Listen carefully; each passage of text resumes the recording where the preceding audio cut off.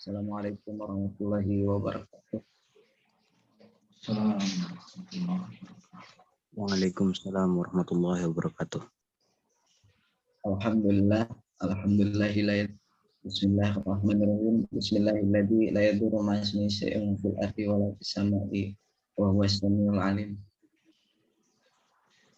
Bahna ala kitabul Islam wa ala kalimatul ikhlas wa ala dini nabiyina Muhammad wa ala millati abina Ibrahim hanifan muslimau wa ma kana minal musyrikin. Allahumma sholli ala sayyidina Muhammad wa ala ali Muhammad kama shallaita ala Ibrahim wa ala ali Ibrahim wa barik ala sayyidina Muhammad wa ala ali Muhammad kama barakta ala sayyidina Ibrahim wa ala ali Ibrahim innaka Hamidum Majid. Jamaah kajian subuh yang berbahagia. Pertama-tama yang paling utama mari kita panjatkan puji serta syukur kita pada Allah Subhanahu wa taala yang telah memberikan kita banyak nikmat, terutama nikmat iman dan Islam. Dan tak lupa juga salawat serta salam juga terlimpah curahkan pada junjungan kita Nabi besar Muhammad Sallallahu Alaihi Wasallam.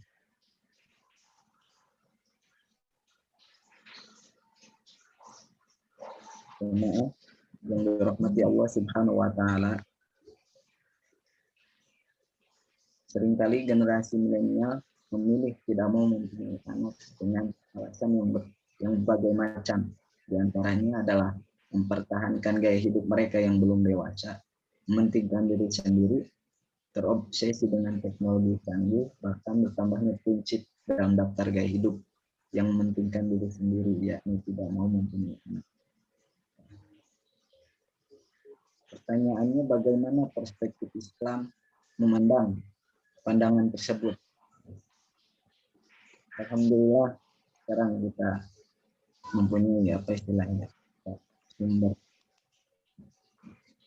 sumber ilmu, yaitu Ustaz Al-Mukarram Muhammad Siddiq Al-Jawi.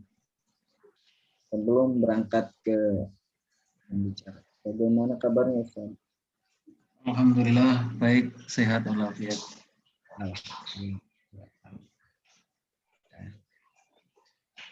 Untuk mempersingkat waktu pada pembicara, waktu tempat saya persilakan. Kemudian.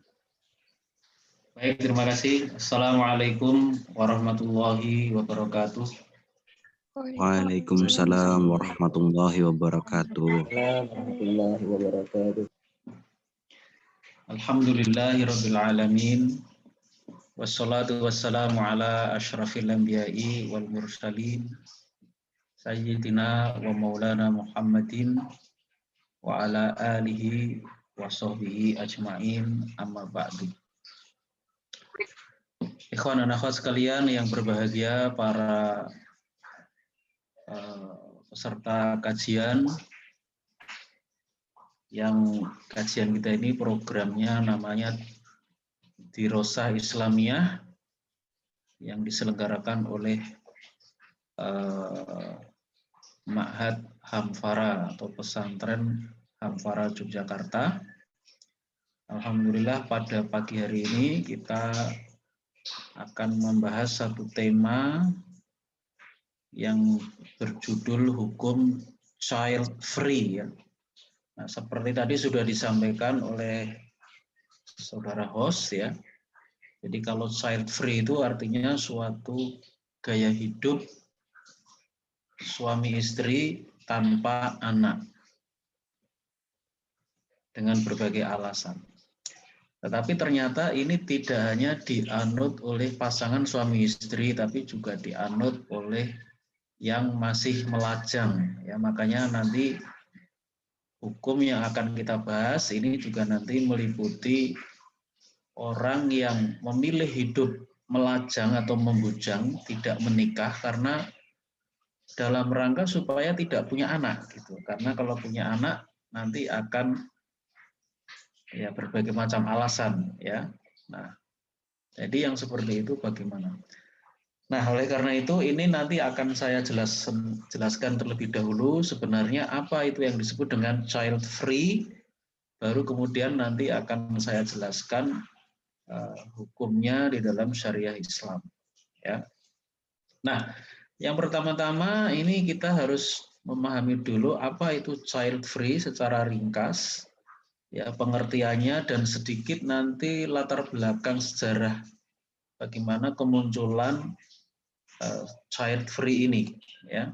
Nah, jadi yang namanya child free ini kalau menurut Wikipedia itu adalah sebuah keputusan atau pilihan hidup untuk tidak memiliki anak, baik itu anak kandung atau mungkin anak tiri maupun anak angkat, ya. Nah, ini yang disebut dengan child free, bebas anak. Artinya seseorang itu tidak mau ada anak yang menjadi tanggungannya atau menjadi kewajibannya. Jadi dia ingin bebas dari anak. Ya. Nah, nanti panas kalau sambil kerja. Child free ini dapat dianut oleh seorang lajang yang kemudian memutuskan tidak menikah, atau dapat juga dianut oleh pasangan yang menikah, yaitu pasutri, pasangan suami istri yang hanya ingin menikmati hubungan berdua tanpa anak. Ya, jadi ini gaya hidup seperti ini nih ada yang namanya child free, ya, atau kalau di Indonesia kan mungkin bebas anak. Ya. Nah, ternyata dari data di Wikipedia ini cukup besar yang menganut pandangan child free ini, khususnya oleh perempuan yang belum menikah. Jadi perempuan yang belum menikah ini ternyata 82,5% ini dianut pandangan child free ini oleh perempuan yang belum menikah. Jadi ini artinya sangat banyak perempuan-perempuan di masa sekarang ini yang 82 ini ya kira-kira dari 10 perempuan 8 tuh akhirnya tidak ingin punya anak. Ya. 8 dari 10 orang wanita berarti tidak ingin punya anak. Ini kan sesuatu fenomena yang cukup serius yang perlu kita berikan sikap, ya, dalam pandangan Islam seperti apa. Nah, kalau kita lihat bagaimana kemunculannya, nah ini masih menurut Wikipedia, jadi child free ini mulai muncul di akhir abad 20.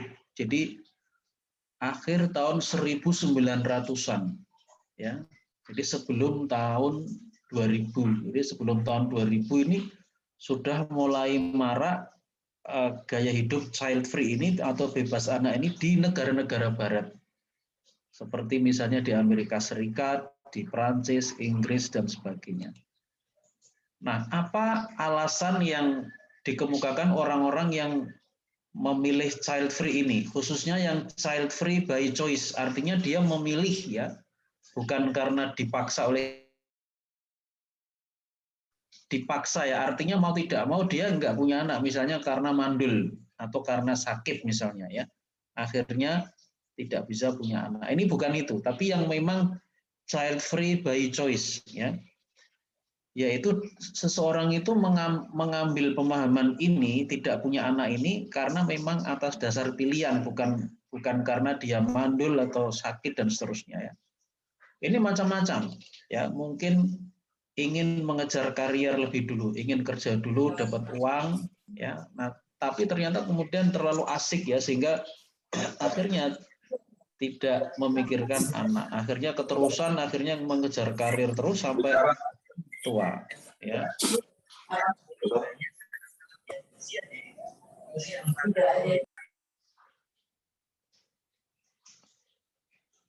Nah, ada alasan lain misalnya kecemasan finansial, yaitu ada kekhawatiran atau ketakutan nanti tidak mempunyai uang yang cukup untuk membiayai anak, juga membiayai suami atau istri. Jadi ini ada kecemasan finansial.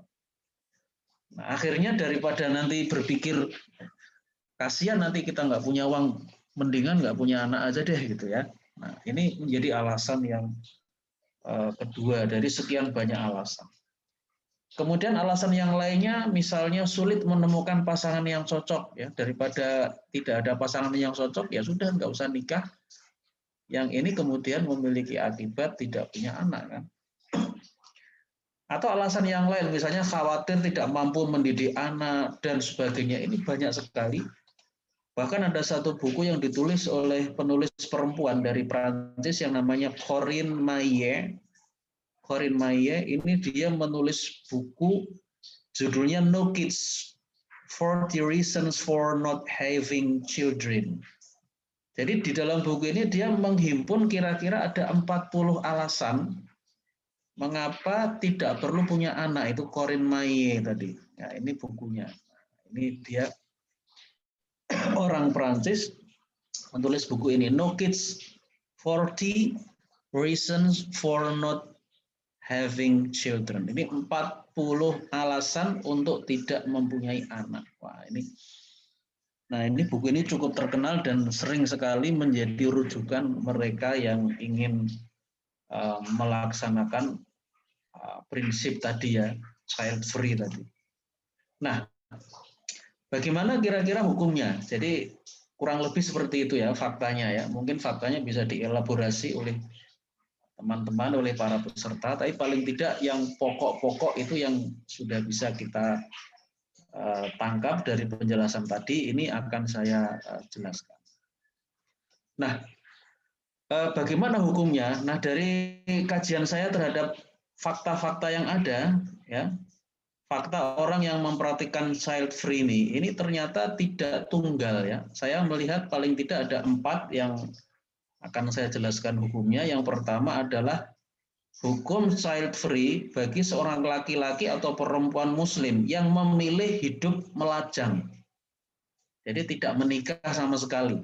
Kenapa kok tidak menikah ya? Karena tidak ingin punya anak. Supaya tidak punya anak akhirnya kan tidak menikah. Nah, ini yang pertama, karena tadi ada data menurut Wikipedia, mungkin itu data di negara barat ya, 82,5% perempuan itu menganut paham child free, ya, tidak ingin punya anak. Kan itu cukup besar ya, 8 dari 10 wanita itu tidak ingin punya anak, kan membacanya begitu. Yang kedua, bagaimana kalau child free ini diadopsi oleh yang sudah menikah ya, pasangan suami istri atau pasutri muslim. Itu yang kedua. Kemudian yang ketiga, hukum child free yang sifatnya temporal atau sementara dengan alasan tertentu yang memang alasannya misalnya suami istri menikah tapi ingin menunda punya anak, bukan nggak ingin punya anak tapi sekedar menunda saja ya, karena alasan-alasan tertentu yang sifatnya syar'i. Misalnya yang istri ketika menikah itu belum selesai kuliahnya, jadi dia ingin kuliahnya selesai terlebih dahulu sehingga kemudian dia menunda punya anak. Tapi tidak punya anak ini tidak selama-lamanya, tapi temporal atau sementara saja. Kemudian yang keempat, hukum child free karena mengalami kemandulan di luar kuasa manusia. Ini juga perlu saya tambahkan, walaupun ini sebenarnya tidak termasuk dalam pengertian child free ya, tapi ini saya lengkapi supaya lebih lengkap. Ya. Oke, kita bahas satu-satu. Yang pertama, hukum child free bagi laki-laki dan perempuan yang memilih melajang. Jadi kalau ada seorang laki-laki dan perempuan memilih hidup melajang dengan tujuan agar tidak punya anak, karena nih alasannya, karena khawatir ada kesulitan finansial, maka ini hukumnya adalah haram, tidak boleh. Ya. Mengapa? Karena bertentangan ya gaya hidup child free ini, karena ada kekhawatiran tidak bisa memberikan jaminan nafkah kepada anak itu, ini bertentangan dengan akidah Islam bahwa Allah Subhanahu wa taala ini akan menjamin rizki para hambanya. Ya. Di dalam Al-Qur'an surat Hud ayat 6 itu ada ayat yang dengan jelas menetapkan bahwa Allah ini menjamin semua makhluknya, tidak ada perkecualian. Wa ma min dabbatin fil ardi illa 'alallahi rizquha. Tidak ada satupun makhluk yang ada di bumi kecuali Allah sudah menjamin rezeki untuknya. Jadi kalimat ini kalau kita perhatikan, ini ada ma yang memiliki makna nafi, ma yang menafikan atau menegasikan.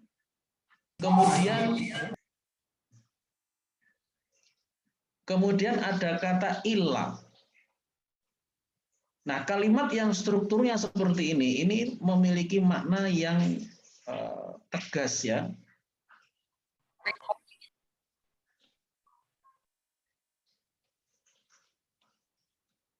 Mungkin Pak Nitya bisa yang lain di mute dulu. Baik. Jadi struktur kalimat yang diawali dengan nafi, ya kata yang bertujuan untuk menafikan, kemudian ada kata illa, itu menunjukkan pembatasan, membatasi. Ya. Jadi tidak ada satu binatang pun di muka bumi ini kecuali Allah ini menjamin rezekinya. Ini kalimat ini memiliki makna bahwa ya pasti Allah itu akan memberikan jaminan, itu pasti. Jadi saya ingin memberikan contoh begini, ada struktur kalimat yang mirip seperti ini, tapi dalam kalimat biasa. Misalnya ada kalimat yang sejenis ini, ada kata yang menafikan, kemudian nanti ada kata illa. Ya. Misalnya ada kalimat la rojula fil baiti illa aliyun. La rojula, tidak ada laki-laki fil baiti, di dalam rumah itu illa kecuali aliyun, kecuali Ali. Nah, kalimat ini berbeda tingkatan penegasannya itu dengan kalimat begini. Rojulun fil baiti aliyun, ya. Misalnya fil baiti hunaka rojulun wa huwa ali.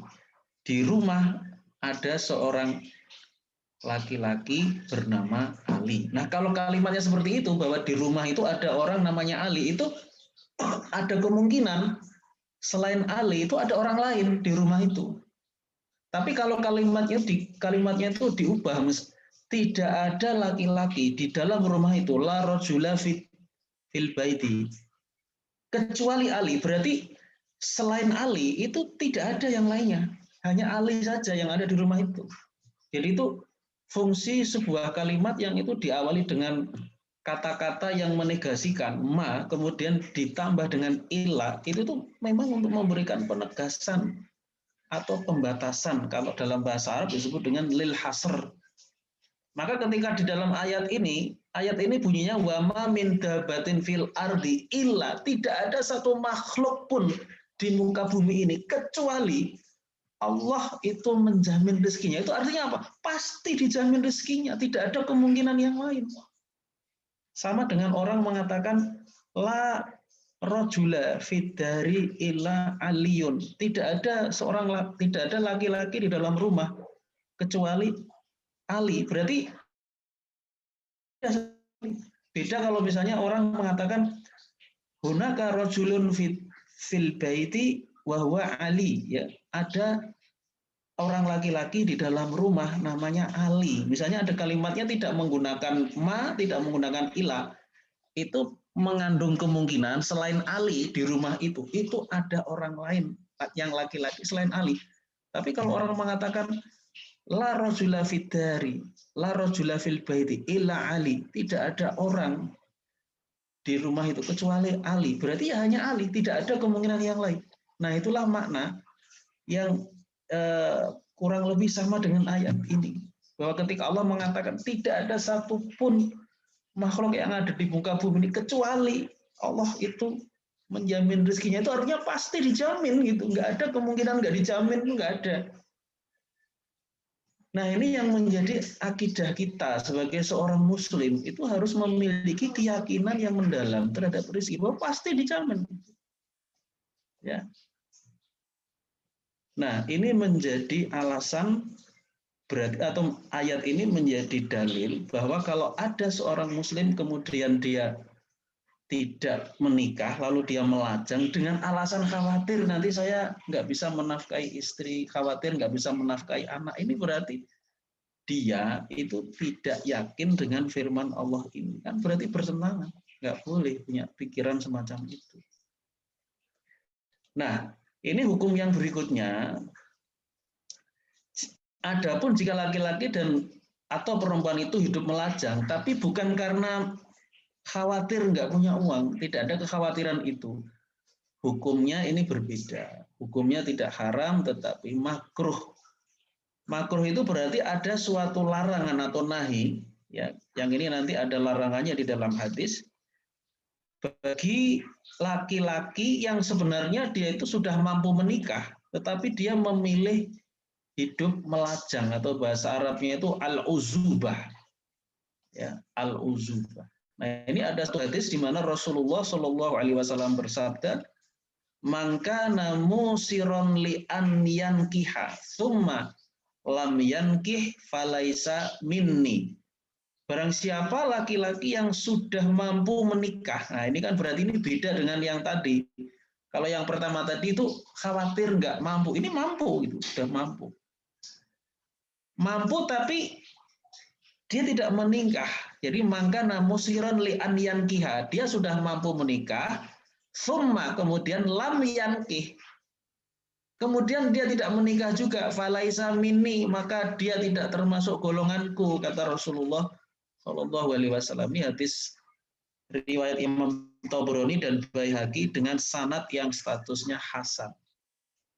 Nah, ini ada kalimat falaisa minni, tidak termasuk golonganku. Wah, ini maknanya apakah ini haram, Ustaz? Jawabannya ini walaupun ada kalimat tadi falaisa minni, ini sebenarnya kalau secara umum ya itu menunjukkan keharaman, tetapi ternyata ada qarinah atau petunjuk. Dulu di zaman Nabi mengetahui ada beberapa sahabat yang mampu menikah tapi tidak menikah, dan pada waktu itu Nabi diam, tidak memberikan teguran atau peringatan yang sifatnya keras ya. Ya Nabi tahu ini ada sahabat tertentu sebenarnya dia udah mampu nikah nih, tapi nggak nikah. Nah, Nabi mendiamkan. Nah, ini menjadi qarinah bahwa larangan yang ada dalam hadis tadi yang dikemukakan di dalam redaksinya itu menggunakan kalimat falaisa minni, itu hukumnya adalah makruh, tidak sampai kepada derajat haram. Ya, jadi ini untuk laki-laki dan ini disamakan hukumnya juga dengan perempuan yang sebenarnya secara finansial itu dia punya kemampuan berlebih gitu ya. Bukan yang seperti yang tadi, dia khawatir nggak punya uang, ini beda. Ini sudah berlebih tapi nggak nikah juga. Nah, ini hukumnya makruh menurut Syekh Muhammad Ismail dalam kitabnya Al-Fikru Al-Islami halaman 16. Ya, jadi dalam kitab ini itu diuraikan makruh hukumnya seorang laki-laki yang dia sebenarnya secara finansial itu sudah punya kecukupan, tapi dia memilih hidup melajang. Ini kurang baik. Ya. Nah, seperti itu. Oke. Berikutnya yang kedua, hukum child free bagi pasutri muslim. Nah, kalau tadi yang pertama ini yang belum nikah nih, belum nikah terus memilih melajang, itu hukumnya seperti tadi. Ada kalanya haram kalau memang alasannya itu khawatir tidak mempunyai kecukupan finansial. Tapi kalau tidak ada kekhawatiran karena memang sudah cukup secara finansial, tapi kok ya tidak menikah, nah ini hukumnya makruh ya. Yang kedua, ini sudah nikah, terus akhirnya suami istri itu memutuskan tidak punya anak. Nah, ini hukumnya adalah haram. Ya. Ada 4 alasan. Pertama, ini kalau kita lihat kemunculan dari ide child free ini, lahir dari masyarakat barat yang ideologinya itu adalah sekularisme atau fasludin anil hayah, yaitu memisahkan agama dari urusan kehidupan, khususnya dalam hal ini adalah urusan keluarga. Jadi yang menjadi dasar pertimbangannya itu hanya berdasarkan prinsip manfaat, ya, manfaat atau tidak bermanfaat. Jadi hanya diukur atas dasar manfaat. Nah, ini fahamnya ini namanya pragmatisme atau utilitarianisme. yaitu paham yang mengukur baik dan buruk suatu perbuatan itu atas dasar manfaat. Nah, ini sangat berbeda dengan cara berpikir yang Islami, bahwa segala sesuatu itu harus ditimbang dengan pertimbangan halal haram. Mana yang halal, mana yang haram. Itu yang menjadi cara berpikir kita atau mindset seorang muslim yang akan menempuh suatu perbuatan atau melakukan sesuatu itu, ini halal atau haram ya. Jadi bukan menggunakan pertimbangan ini manfaat atau tidak manfaat ya. Tapi yang lebih pertama dulu itu, ini halal atau haram. Kalau ini misalnya halal, nah di situ baru kita melakukan kalkulasi manfaat atau tidak manfaat, untung atau rugi. Itu langkah berpikir yang kedua. Setelah yang pertama itu ditempuh, yaitu ini halal atau haram, itu yang pertama. Kalau haram ya sudah berhenti, tidak membuat kalkulasi untung rugi, manfaat atau tidak manfaat ketika hukumnya haram. Tetapi kalau hukumnya halal, nah disitulah kalkulasi untung rugi, kalkulasi bisnis itu bisa ada posisinya seperti itu. Ya, jadi ini kita melihat ini child free ini landasannya memang paham sekularisme. Nah, kalau kita umat Islam mengikuti ini berarti kita mengikuti orang-orang yang ini sebenarnya tidak boleh kita ikuti, karena sudah ada peringatan dari Nabi untuk tidak mengikuti cara-cara hidup dari orang-orang Barat itu. Ya, nah ini salah satu hadisnya yang melarang kita umat Islam untuk mengikuti cara hidup, the way of life dari orang-orang Barat. Latattabi'unna sanana man qablakum shibron bishibrin. Sungguh kamu umat Islam akan mengikuti jalan hidup orang-orang sebelum kamu. Shibron bishibrin, sejengkal demi sejengkal, wadhiro'an bidhiro'in, sehasta demi sehasta, hatta lau salaku juhrodobin, lasalak tumuhu. Hingga jika mereka masuk ke liang biawak, niscaya kamu akan tetap mengikuti mereka. Kulna, kami bertanya, ya Rasulullah, wahai Rasulullah, al-Yahuda wan Nasoro, apakah yang diikuti itu adalah orang-orang Yahudi dan Nasrani? Qala faman. Lalu Rasulullah menjawab, lalu siapa lagi? Ya, ini hadis yang sahih riwayat Imam Bukhari dan Muslim.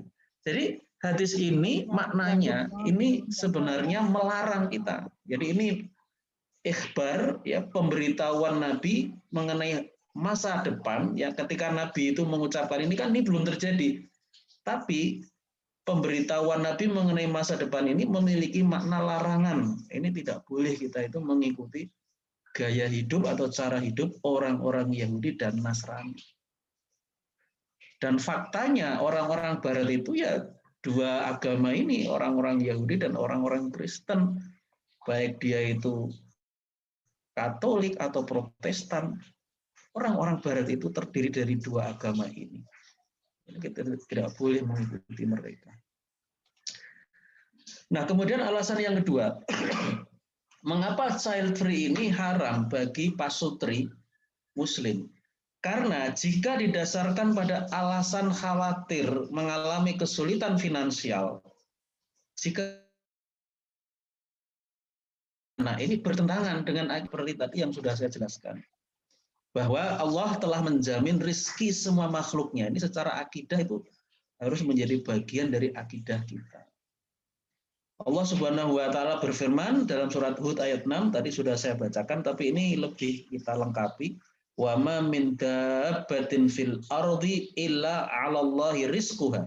Tidak ada satupun makhluk bergerak atau bernyawa di muka bumi ini melainkan semuanya dijamin Allah rezekinya. Wa ya'lamu mustaqarraha wa mustauda'aha. Dia yaitu Allah mengetahui tempat kediamannya dan tempat penyimpanannya. Kullun fi kitabim mubin. Semua itu tertulis dalam kitab yang nyata, yaitu dalam Lauhul Mahfuz. Ya. Nah, jadi itu alasan yang kedua ini sebenarnya tadi sudah saya sampaikan di awal untuk yang pertama tadi. Ketika orang hidup melajang itu ternyata kenapa kok melajang? Nggak mau nikah karena khawatir kalau nikah itu nanti punya anak nggak bisa membiayai. Nah, ini bertentangan dengan ayat. Nah, alasan yang ketiga, karena ide child free ini kalau tadi diadopsi oleh suami istri muslimah, bertentangan dengan syariah Islam yang justru menentukan atau menetapkan bahwa prinsip dasar dari adanya pernikahan itu adalah untuk berketurunan dan punya anak. Jadi tujuan utama orang nikah itu berketurunan dan punya anak, itu tujuan utama. Jadi dalam kitab An-Nizam al-Istima'i fil Islam, Imam Taqiyuddin An-Nabhani mengatakan al-aslu minaz zawaji an-naslu wal injabu. Prinsip dasar dari adanya pernikahan atau tujuan yang utama dari pernikahan an-naslu wal injab, yaitu untuk mendapatkan anak atau keturunan. Jadi kalau orang itu menikah tapi kemudian suami istri itu sepakat tidak punya anak, ini menjadi pertanyaan yang besar. Lalu mereka itu menikah itu untuk apa?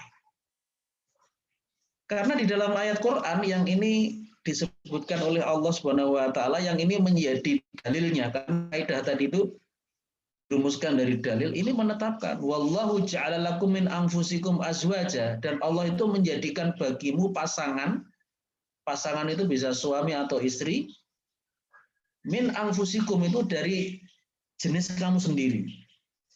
Azwaja pasangan ya, wallahu ja'ala lakum min anfusikum azwaja. Kemudian wa ja'ala lakum min azwajikum, dan Allah menjadikan dari pasanganmu tadi banina wa hafadah, anak-anak dan cucu-cucu, wa razaqakum minat thayyibat, dan Allah memberi kamu rizki dari yang baik-baik. Jadi ayat ini yang menjadikan kunci ini di sini, wa ja'ala lakum min banina wa hafadatan. Dan Allah itu menjadikan dari pasangan-pasangan kamu dengan adanya pernikahan dengan pasangan itu sebenarnya apa? Banina, anak-anak, wa hafadah, dan cucu-cucu. Inilah yang mendasari prinsip dasar dari sebuah pernikahan itu adalah untuk punya anak. Lah kok ini ada orang suami istri yang sepakat, yuk kita nikah yuk. Ya, setuju nikah. Tapi nggak punya anak. Ini gimana coba? Berarti tidak sesuai pernikahan yang mereka lakukan tujuannya menjadi tidak jelas. Karena yang namanya pernikahan itu ya tujuannya dalam Islam untuk melangsungkan keturunan, punya anak. Ya, jadi bertentangan kalau yang namanya child free itu dengan ajaran Islam yang prinsipnya al-aslu minaz zawaji an-naslu wal injabu. Jadi yang menjadi prinsip dasar dari sebuah pernikahan itu ya untuk punya anak atau keturunan. Yang keempat, mengapa child free ini haram bagi pasutri muslim? Karena bertentangan dengan syariah Islam juga yang justru mendorong pasutri untuk mempunyai anak banyak. Ini jangankan punya anak banyak, anak saja nggak ada, nggak punya. Rasulullah Shallallahu Alaihi Wasallam bersabda, tazawwajul wadudal waluda, fa inni mukatsirum bikumul anbiya'a yaumal qiyamati. Menikahlah kamu dengan wanita yang penyayang, al-wadud, al-walud, yang subur, ya, punya potensi untuk punya anak yang banyak. Fa inni, karena sesungguhnya aku mukatsirun bikumul anbiya'a, itu akan berbangga kata Rasulullah dengan banyaknya kamu di hadapan di hadapan nabi-nabi yang lain yaumal qiyamati, pada hari kiamat. Jadi ini ada dorongan dalam Islam itu tidak hanya dorongan itu kalau menikah itu punya anak, tidak sekedar itu, tapi punya anak banyak. Karena nanti dampaknya di hari kiamat setiap nabi itu akan diikuti oleh pengikut-pengikutnya. Ya, setiap nabi, ya. Nanti Nabi Muhammad, nanti para pengikutnya di belakang beliau. Wah, itu nanti Nabi akan membanggakan umat Islam yang banyak ini di hadapan nabi-nabi yang lain. Nabi membanggakan kita umat Islam di hadapan Nabi Isa, di hadapan Nabi Musa, di hadapan Nabi Adam. Itu akan mereka membanggakan banyaknya pengikut masing-masing. Ya. Oke, itu yang nomor 2. Nah sekarang hukum yang ketiga, hukum child free yang sifatnya temporal, dengan alasan yang syar'i yang bisa dibenarkan oleh syariat. Jadi ini boleh hukumnya pasutri pasangan suami istri muslim memilih child free tapi yang sifatnya temporal, tidak selama-lamanya sampai mati nggak punya anak, hanya sementara saja. Tapi ini ada 2 syarat. Yang pertama, menggunakan cara kontrasepsi temporal atau sementara seperti pil KB. Jadi bukan menggunakan cara kontrasepsi permanen yang biasanya kita kenal dengan istilah sterilisasi. Kalau dalam istilah yang lebih teknis dalam ilmu kedokteran disebut dengan vasektomi, sterilisasi untuk yang laki-laki, atau tubektomi, sterilisasi untuk perempuan. Nah ini mengakibatkan tidak bisa hamil, tidak bisa punya anak, sifatnya permanen selama-lamanya. Ini nggak boleh. Ya, yang boleh itu mencegah kehamilan tapi temporal sementara itu boleh. Tapi kalau mencegah kehamilan yang sifatnya selama-lamanya itu hukumnya haram. Ya. Yang kedua, syarat kedua adalah alasannya bersifat syar'i, misalnya untuk menyelesaikan kuliah, misalnya. Bukan karena alasan khawatir tidak mampu menafkahi anak atau khawatir jatah nafkah untuk dirinya dan istrinya kurang misalnya. Ini tidak boleh. Jadi alasan yang sifatnya terkait dengan rizki, ini Islam itu sangat tegas. Itu tidak boleh dijadikan alasan untuk tidak punya anak. Ya. Nah ini ada penjelasan masing-masing untuk yang syarat pertama, yaitu menggunakan kontrasepsi temporal. Karena memang Islam itu mengharamkan kontrasepsi yang bersifat permanen. Kenapa kok dilarang? Karena Nabi mengharamkan pengebirian atau ikhtisar sebagai teknik mencegah kehamilan secara permanen pada waktu itu. Jadi pada waktu itu ikhtisar atau pengebirian itu dilarang oleh Nabi. Kenapa? Karena kalau itu dilakukan pada manusia, itu akibatnya mandul. Suami istri itu kalau suaminya laki-laki itu dikebiri, dia otomatis mandul, nggak bisa punya anak. Nah itu dilarang oleh Rasulullah SAW. Apa itu pengebirian atau ikhtisar? Itu suatu operasi yang menghilangkan testis atau buah zakar. Testis atau buah zakar laki-laki itu dipotong. Penisnya tidak, tapi yang buah zakarnya itu dipotong. Nah, ketika testis atau buah zakar itu dipotong, itu apa dampaknya? Satu, seorang laki-laki itu dia tidak bisa memproduksi sperma. Karena sperma itu pabriknya atau tempat produksinya itu ya testis itu. Maka ketika testis itu dipotong dalam pengebirian, maka ketika keluar ya misalnya ejakulasi, itu yang keluar itu bukan sperma, tetapi yang keluar itu hanya cairan semen istilahnya, hanya cairan tapi tidak mengandung bibit-bibit genetik yang disebut dengan spermatozoa, itu tidak ada. Kenapa? Karena pabrik spermanya, testisnya itu sudah dipotong. Ya, itu andai kata bisa ejakulasi. Karena ada dampak lain dari pengebirian, ketika testis itu dibuang, maka seorang itu dengan nafsu syahwat terhadap perempuan. Ya, kalaupun bisa keluar cairannya itu tidak mengandung spermatozoa, hanya cairan semen saja istilah biologinya.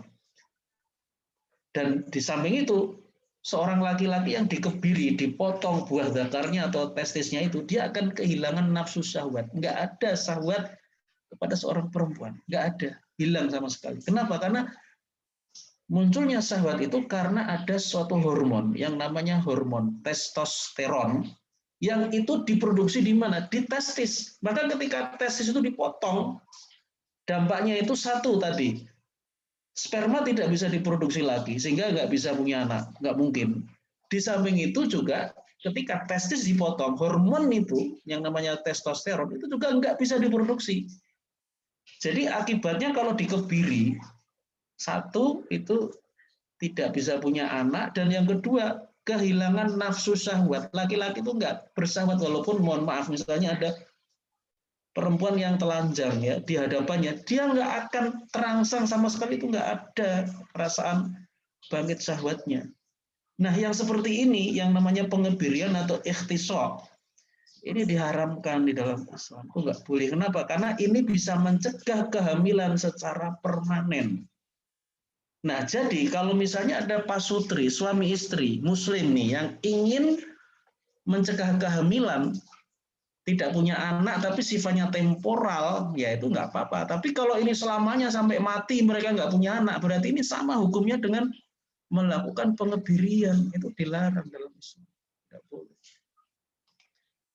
Nah, alasan yang kedua atau syarat, nah bukan alasan, syarat ya, bahwa alasannya harus bersifat syar'i, bukan karena khawatir tidak mampu menafkahi anak atau mengurangi jatah nafkah untuk suami atau mengurangi jatah nafkah untuk istri. Ini tidak boleh. Tadi sudah saya jelaskan dan ini akan saya tambah. Jadi yang seperti itu syarat ini menjadi sesuatu yang mutlak harus ada, bahwa alasannya itu harus bersifat syar'i, bukan karena khawatir tidak bisa memberi makan kepada anak. Karena akidah Islam mengajarkan Allah Subhanahu wa taala itu sudah menjamin rizki seluruh makhluknya. Surat Hud ayat 6 tadi. Kemudian ada ayat yang lain, dan ayat ini banyak dalam Quran. Ini saya sebut ada 2 ayat lagi. Surat Al-Isra ayat 31. Wala taqtulu auladakum khasyata imlakin. Janganlah kamu membunuh anak-anakmu khasyata imlakin, karena takut miskin. Nah, ini yang menjadi fokus ini, yang kalimat ini. Nahnu narzuquhum wa iyyakum. Kamilah, yaitu Allah, yang memberi rizki kepada mereka, kepada anak-anakmu itu, dan kepada kamu. Inna qatlahum kana khit'an kabira. Sesungguhnya membunuh anak-anak itu adalah perbuatan dosa yang besar. Surat Al-Isra 31. Jadi ini juga ayat ini di samping melarang membunuh anak ya, juga memberikan jaminan rizki kepada kita, kepada anak-anak kita. Ya. Ini surat Al-Isra 31. Ada satu ayat lagi yang mirip bunyinya.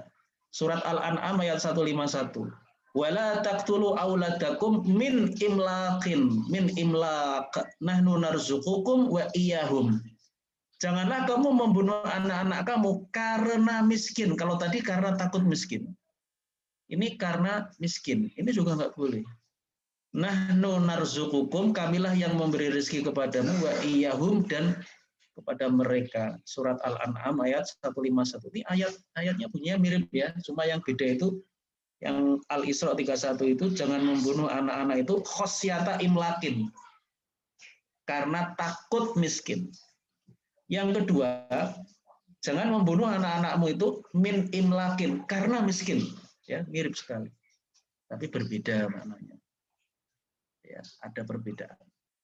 Nah, selain ayat-ayat itu, jaminan rizki dari Allah itu juga sudah ditegaskan oleh Rasulullah SAW di dalam sabdanya. Di antaranya ini di dalam hadis yang diriwayatkan oleh Abu Nuaim dalam kitabnya Al-Hilyah. Ya. Judul kitabnya lengkapnya itu Hilyatul Auliya, yang ini dinilai sahih oleh Syekh Nasiruddin Al-Albani. Apa sabda Rasulullah SAW? Beliau mengatakan, Inna ruhal kudusi, sesungguhnya Ruhul Kudus, yaitu malaikat Jibril, nafatha fi ru'i, telah membisikkan ke dalam hati saya, kata Rasulullah, anna nafsan, bahwasanya satu jiwa itu lantamuta, itu tidak akan mati, dia itu satu jiwa manusia itu, hatta tustakmala ajaluha, sampai tiba ajalnya, wa tustau'aba rizquha, dan sampai disempurnakan atau dicukupi rizkinya. Fattaqullaha, maka bertakwalah kamu kepada Allah, wa ajmilu fitolabi, dan perbaikilah cara kamu dalam menuntut atau mencari rizki Allah. Wala yahmilanna ahadukum istibto ar-rizqi, janganlah kamu memperlambat, janganlah salah seorang dari kamu itu memperlambat datangnya rizki, an yatlubahu bimaksiatillah, yaitu dengan cara mencari rizki itu dengan maksiat kepada Allah. Fa innallaha ta'ala, karena sesungguhnya Allah Ta'ala la yanalu ma indahu illa bi taati. Karena sesungguhnya apa yang dimiliki oleh Allah itu tidak akan dapat diraih dengan benar illa kecuali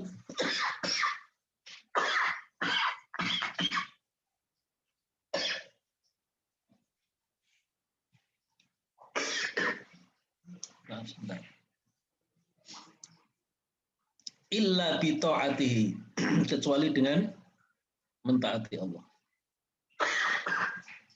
Maaf, sebentar, saya mau minum sebentar ya. Maaf.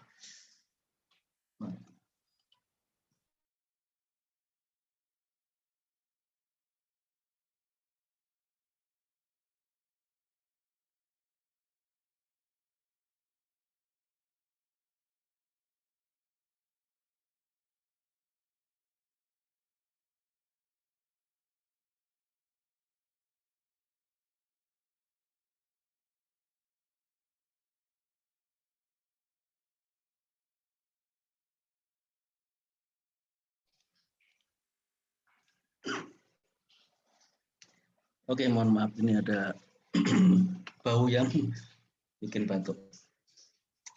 Berikutnya, ini artinya hadis tadi sudah saya artikan. Nah, kemudian hukum yang keempat, ini hukum child free, karena kemandulan di luar kuasa manusia. Intinya tidak apa-apa pasutri yang tidak dikaruniai anak. Jika kondisi itu memang di luar kuasa dia sudah berusaha berobat, ya suami istri, tapi tetap juga nggak punya anak, ya yang seperti ini ya tidak apa-apa, tidak akan dihisab oleh Allah, ya karena semua itu terjadi atas kehendak Allah semata. Di dalam ayat Al-Quran Allah Subhanahu Wa Taala berfirman, lillahi mulkus samawati wal ardi, yakhluqu ma yasha'u, yahabu liman yasha'u inatha, wa yahabu liman yasha'u dzukura. Wa yuzawwijuhum dzukrana wa inatha wa yaj'alu man yasha'u aqima innahu alimun qadir. Ya.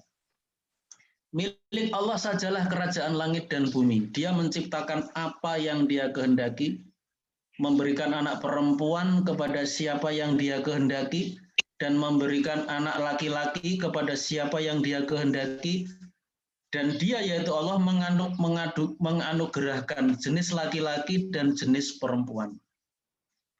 Dan menjadikan mandul siapa saja yang Dia kehendaki. Jadi orang mandul itu sebenarnya ya atas dasar kehendak Allah. Orang, ya saya punya teman udah nikah, mungkin ada yang nikah 9 tahun, ada yang 15 tahun belum punya anak. Ya itu berarti kalau melihat ayat ini itu adalah bagian dari kehendak Allah. Ya sudah. Kalau yang seperti ini ya tidak apa-apa. Karena memang ini bukan kehendak dia sendiri, tapi karena kehendak Allah. Baik, saya kira itu yang bisa saya sampaikan. Mohon maaf tadi ini ada batuk karena ini saya lagi di rumah ya. Istri lagi menggoreng apa tapi baunya itu bikin batuk. Ya. Oke, saya kira itu. Nah, barangkali kalau ada yang ingin bertanya terkait dengan materi yang saya sampaikan tadi, mungkin bisa kita diskusikan. Terima kasih. Wassalamualaikum warahmatullahi wabarakatuh. Waalaikumsalam warahmatullahi wabarakatuh.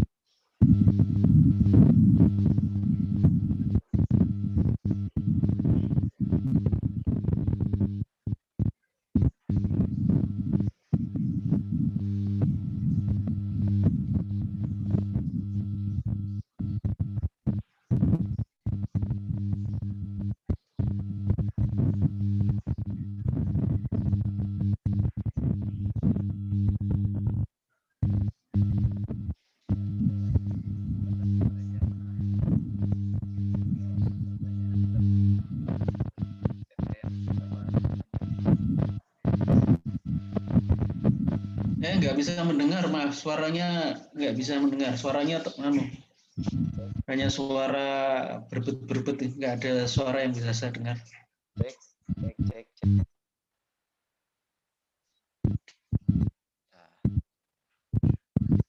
Tidak bisa mendengar. Mungkin bisa dibantu yang lain. Saya nggak bisa mendengar suaranya sangat terganggu. Mungkin kualitas audionya atau kabelnya atau apanya.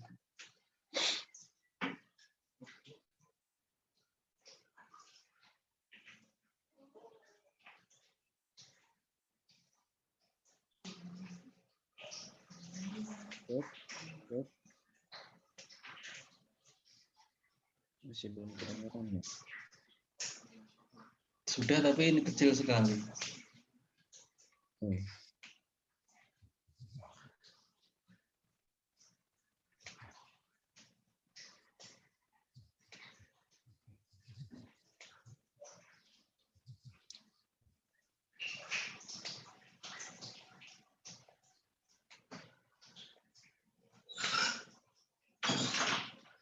Cek, bismillah. Ya, bisa. Sudah bagus. Ya, kepada jamaah yang ingin bertanya terkait pembahasan tema kita pada pagi ini bisa melalui metode chat atau raise hand ya. Alhamdulillah nih ada yang bertanya dari Rohani Al-Wahhab. Ada Pak Sutri yang sudah lama sekali berusaha untuk punya keturunan tapi belum juga diberi anak oleh Allah. Apakah poligami atau perceraian bisa menjadi solusi, Ustaz? Atau bagaimana solusi terbaik menurut Ustaz? Jazakallah khair. Ya, baik, terima kasih. Mungkin saya jawab untuk Ustadz Rohandi. Tadi pertanyaannya bagaimana kalau suami istri sudah nikah lama tapi nggak punya anak? Apakah solusinya poligami atau bercerai? Ya, sebenarnya dua-duanya ini pilihan-pilihan yang boleh ya, tidak ada yang haram ya. Jadi bercerai itu boleh, nikah lagi boleh. Cuma memang kalau bercerai itu ada hadis Nabi yang bunyinya begini, abghadul halali ilallahi at-talaqu. Jadi abghadul halali ilallahi at-talaqu. Itu perkara halal yang paling dibenci oleh Allah. Itu adalah bercerai. Jadi cerai itu halal, tapi itu paling dibenci oleh Allah. Allah nggak suka. Sehingga atas dasar ini, walaupun boleh, karena ada hadis Nabi tadi yang mengatakan perkara halal, tapi yang paling dibenci oleh Allah itu adalah bercerai, maka bercerai itu hukumnya adalah makruh, boleh, tapi itu ada semacam celaan, tapi tidak sampai kepada haram ya, karena memang bercerai sendiri itu boleh, tapi itu perkara halal, tidak haram, tapi paling dibenci oleh Allah. Ya. Jadi sebenarnya dua-duanya boleh, bercerai boleh, mau poligami boleh, tapi kalau bercerai itu makruh. Ya. Itu bercerai hukum asalnya cerai, ya, makruh. Sedangkan kalau poligami itu hukumnya boleh, atau bahasa Arabnya itu mubah, bukan makruh. Jadi walaupun dua-duanya itu boleh, cerai boleh, poligami boleh, itu dari segi pertimbangan hukum syara itu yang lebih baik itu adalah poligami, karena poligami itu hukumnya mubah, ya, bukan sunnah ya, apalagi wajib tidak, sunnah juga tidak, tapi mubah itu artinya dibolehkan, mau dilakukan silakan, tidak dilakukan juga silakan, mubah. Tapi kalau bercerai itu makruh. Ya, jadi antara mubah dengan makruh tentu yang mubah itu yang sedikit lebih baik daripada bercerai. Gitu. Jadi kalau pertimbangannya harus memilih, kalau suami istri itu lama tidak punya anak, apakah poligami ataukah cerai, maka yang lebih baik, walaupun dua-duanya boleh ya, yang lebih baik itu poligami. Ya. Nah, jadi saya kira itu jawaban saya, Ustadz Rohadi. Terima kasih. Ada pertanyaan selanjutnya dari Mbak Latifah Ustaz. Ya. Dari gedung Latifah. Mbak Latifah. Ustaz, mohon izin, apakah penyebaran ide Children Free ini dimaksudkan untuk menghentikan laju pertumbuhan penduduk di negeri-negeri Muslim, terutama saat ini ada bonus demografi? Terima kasih. Ya. Ya, itu bisa jadi ada kemungkinan gitu kan. Yang namanya apakah ada tujuan atau tidak? Ya, kalau dari segi kemungkinan untuk mengurangi laju penduduk umat Islam itu kemungkinan itu ada gitu. Bukan nggak ada, ada. Cuma kemungkinannya itu besar atau kecil, ya tentu itu perlu pengkajian lagi. Mengapa saya katakan ada? Itu ada dua argumen ya. Yang pertama, umat Islam itu kalau jumlahnya itu semakin banyak, itu kalau bagi orang-orang Barat itu akan menakutkan. Mereka tidak senang dengan banyaknya umat Islam. Salah satu buktinya adalah ketika banyak imigran-imigran datang ke negara-negara Barat, seperti misalnya Amerika, itu kan pernah ada kebijakan dari Donald Trump pada waktu itu yang ingin menghentikan laju imigran masuk ke Amerika kan. Itu menjadi salah satu bukti bahwa mereka itu dari negeri-negeri Islam, dari Suriah, dari mana-mana. Mereka tidak senang. Mereka tetap menginginkan yang namanya Amerika itu, walaupun Amerika itu terkenal negara yang plural ya, mereka tetap menginginkan negara mereka itu dikendalikan oleh orang-orang kulit putih, ya, bukan kulit kuning atau kulit hitam atau kulit yang lain. Mereka hanya menginginkan atau memprioritaskan kulit putih. Ya, jadi adanya pembatasan-pembatasan kepada para imigran itu menurut saya itu menjadi bukti bahwa negara-negara Barat itu sebenarnya mempunyai kekhawatiran bahwa kalau umat Islam semakin banyak itu ya mereka tidak merasa nyaman gitu ya, mereka merasa terancam. Sehingga karena merasa terancam itu menjadi kita secara rasional bisa membenarkan ada kemungkinan child untuk mengurangi jumlah penduduk walaupun ide ini juga dianut oleh mereka gitu ya. Gitu. Jadi itu satu alasan ya.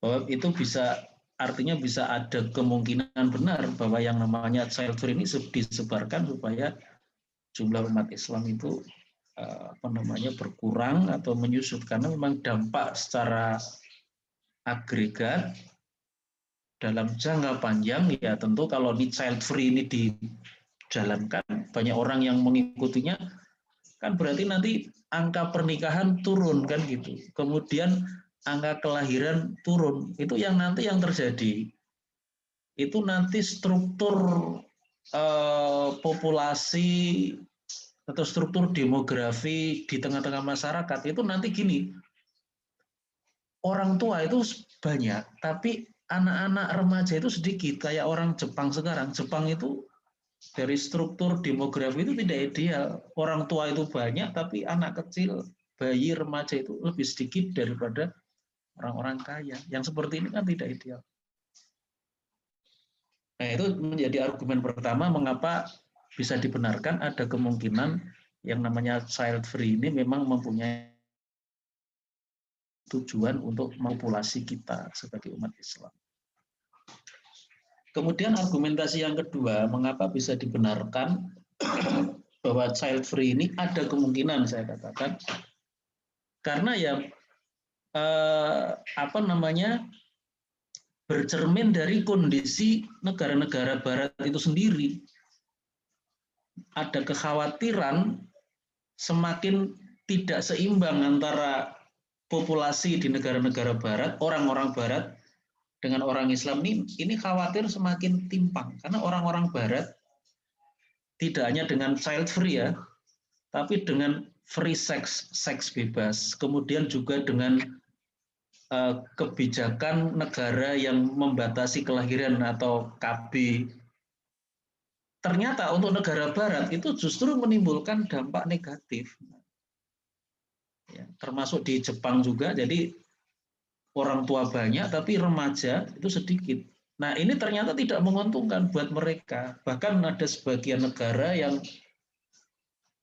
mereka ingin mengoreksi struktur populasi di tengah masyarakatnya itu dengan memberikan insentif. Kalau orang mau melahirkan nanti diberi fasilitas kesehatan dan seterusnya. Ini justru mereka sekarang ini ada sebagian negara barat itu yang mendorong masyarakatnya untuk punya anak gitu. Karena mereka nampaknya merasa menyesal telah melakukan program KB atau keluarga berencana itu yang ternyata dalam jangka panjang itu berakibat yang tidak baik ya untuk mereka. Nah, mereka nampaknya sudah belajar seperti ini. Ini kalau seperti ini ya untuk kita sekarang sudah kita berhentikan biar umat Islam saja yang mengamalkan ini supaya jumlah mereka berkurang. Ya, nah jadi saya kira itu yang dari dua alasan itu yang tadi saya katakan bahwa ada kemungkinan ya child free ini memang bagian dari strategi politik yang bertujuan untuk melakukan apa yang bisa disebut dengan istilah depopulasi umat Islam, yaitu upaya-upaya sistematis untuk mengurangi jumlah umat Islam. Ya, saya kira itu. Terima kasih. Baik, Ustaz. Di sini mungkin karena waktu kita terbatas, kita sediakan untuk sesi tanya jawab ini dua pertanyaan lagi. Nah, next pertanyaan, ada pertanyaan dari Mbak Sabrina Rania. Assalamualaikum Ustadz, bagaimana pandangan Waalaikumsalam terkait laki-laki dan perempuan Muslim yang takut atau tidak mau menikah? Yang takut atau tidak mau menikah. Ya tadi sudah saya jelaskan ya, sebenarnya yang penting itu tergantung alasannya apa. Kalau memang dia tidak menikah itu bukan karena takut miskin atau takut nggak punya uang, nah itu nggak apa-apa. Karena yang namanya menikah sendiri itu kan secara syariah itu hukumnya itu hukum asalnya ya, hukum asal menikah itu sunnah, tidak wajib ya. Jadi hukum asal menikah itu adalah sunnah, tidak wajib. Jadi kalau andai kata seorang muslim tidak menikah, dia itu nggak berdosa. Nah, tetapi yang menarik itu begini. Dalam kitab Al-Wadih fi Usulil Fiqih yang ditulis oleh Syekh Muhammad Husin Abdullah, beliau mengatakan menikah itu kalau ditinjau secara hukum perorangan, hukum orang per orang atau hukum untuk individu, hukumnya itu sunnah.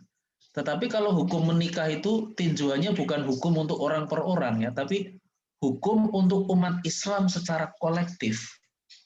Itu adalah fardu kifayah menurut beliau. Ini menurut saya menarik pendapat beliau ini karena tinjauan hukum menikah itu akhirnya kalau untuk perorangan itu jatuhnya itu sunnah, sesuatu yang lebih baik dilakukan daripada tidak. Tetapi itu tinjauan untuk hukum orang per orang. Ini ada penjelasan yang kedua, yaitu hukum untuk umat Islam secara kolektif, secara keseluruhan. Itu fardu kifayah. Harus ada sebagian umat Islam itu yang menikah. Sebab kalau tidak, ini nanti banyak hukum-hukum syarak yang tidak bisa terlaksana kalau orang itu enggak menikah. Kalau nggak menikah kan banyak hukum-hukum syarak yang akhirnya tidak bisa dilaksanakan. Ya. Misalnya hukum-hukum yang menyangkut hak dan kewajiban suami istri itu kan banyak aturan-aturannya dalam Quran, dalam hadis itu akhirnya nggak ada yang mengamalkan. Misalnya hukum tentang khitbah. Khitbah itu kan menyangkut hubungan laki-laki perempuan mau meminang. Kalau orang nggak ada yang meminang itu berarti ayat Qur'annya ada yang menganjurkan khitbah, hadisnya ada, tapi yang mengamalkan siapa? Nggak ada. Kenapa? Orang nggak minat nikah masalahnya. Lalu ada hukum misalnya hubungan nafkah antara suami dengan istri. Itu kan baru bisa diamalkan kalau ada yang nikah. Kalau nggak nikah gimana? ayat-ayat Quran, hadis-hadis yang terkait dengan nafkah, nggak ada yang mengamalkan. Padahal ayatnya ada, hadisnya ada. Lalu kewajiban anak kepada orang tua yang namanya birrul walidain, berbakti kepada orang tua, itu kan hubungan anak dengan ayah dan ibunya kan, itu menjadi tidak bisa dijalankan. Kenapa? Karena nggak ada anak. Kok kenapa nggak ada anak? Karena memang nggak ada yang nikah. Jadi ketika umat Islam itu banyak yang kemudian tidak menikah, ini nanti akibatnya banyak sekali hukum-hukum syariat di dalam Al-Quran, dalam hadis itu yang terlantar, yang tidak ada yang mengamalkannya. Padahal melaksanakan hukum Islam dalam konteks publik atau dalam ranah publik itu bagian dari syiar Islam. Itu bagian dari syiar Islam yang sifatnya itu fardhu kifayah untuk ditegakkan. Ya, jadi menurut saya seperti itu. Nah, jadi tadi sebenarnya alasannya sudah, kalau pertanyaannya tadi bagaimana ada laki-laki perempuan itu takut nikah ya, tadi tinggal dilihat alasannya apa ya. Tadi sudah jelaskan di bagian yang awal tadi. Kalau ada yang laki-laki perempuan muslim itu tidak menikah itu alasannya karena khawatir tidak bisa makan untuk dirinya sendiri atau khawatir anaknya tidak bisa makan, nah itu nggak boleh ada orang meninggalkan nikah tapi alasannya seperti itu. Itu nggak boleh. Kenapa? Karena bertentangan dengan akidah Islam yang tadi menyatakan wa ma min dabatin illa 'alallahi rizquha. Tidak ada satu makhluk pun di muka bumi ini kecuali Allah itu pasti menjamin rezekinya. Itu bagian dari akidah. Tinggal akidah ini kemudian kita letakkan sebagai pendorong atau motivator kita untuk bekerja. Karena yang namanya akidah itu kan keyakinan. Nah, ini dilengkapi dengan amal. Kalau yang namanya akidah itu kan dalam hati, tapi ini dilengkapi dengan amal yang memang kita melakukan ikhtiar. Jadi kalau meyakini bahwa Allah pasti menjamin rezeki, tapi dia diam saja di rumah, tidak bekerja ke sawah, mencangkul, tidak pergi ke laut, mencari ikan, tidak berdagang, ya dia berarti ada yang kurang. Ya akidahnya ini mestinya akidahnya benar, rezeki itu pasti dijamin oleh Allah, tapi ini juga dilengkapi dengan ada ikhtiar yang sifatnya wajib dia lakukan. Ya, ini agak panjang pembahasannya, tapi ringkasnya seperti itu. Oke ya, jadi saya kira penjelasan saya cukup. Ya, mungkin nanti kalau belum jelas, nanti bisa kita perjelas pada pertemuan-pertemuan berikutnya. Oke, terima kasih. Assalamualaikum warahmatullahi wabarakatuh. Waalaikumsalam warahmatullahi wabarakatuh. Alhamdulillahirabbil alamin. Untuk kajian di Rosa pagi kita kali ini sudah banyak apa istilahnya, lumayan banyak menerima intan berlian ilmu yang berlimpah.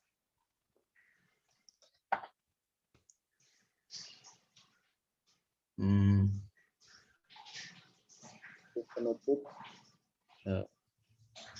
mari kita